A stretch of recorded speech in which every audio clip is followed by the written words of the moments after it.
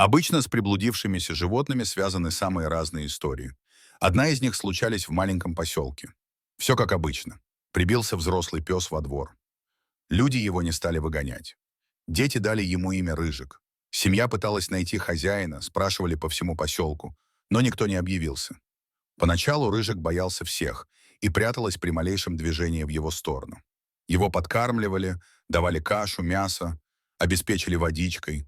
Он находился во дворе нерегулярно, часто пропадал, но снова возвращался. Каждый раз он был очень голоден. Весной случилось ужасное. После долгого отсутствия пес вернулся с огромной раной и весь в клещах. Отец семьи обработал ранку, вытянули клещей и лечили таблетками. Во время восстановления Рыжик жил у них дома. В тот момент он был слабым и понемногу переставал бояться людей. После длительной реабилитации он снова сбежал, но через время вернулся и начал приносить мышей во двор. Его знал весь поселок, он часто заявлялся к другим жильцам. Они его тоже подкармливали, но приручить не старались. Рыжик везде ходил за хозяевами, которые его вылечили. Он с радостью проводил женщину в магазин, на автобус, просто прогуливался. Пес любил играть с детьми и вел себя как настоящая нянька. Никогда не лаял на ребят и не злился на них. Жалко было, что иногда оставлял их надолго и убегал в неизвестном направлении. Однажды хозяйка шла в магазин, и, конечно же, Рыжик побежал с ней за компанию.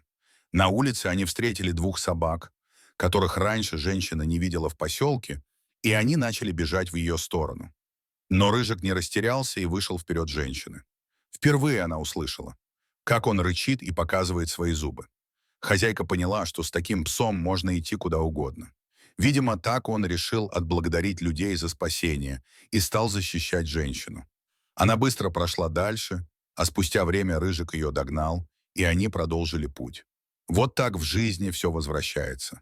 Пес, который мог бы давно умереть, в знак благодарности в самый необычный момент проявил смелость и стал на защиту человека.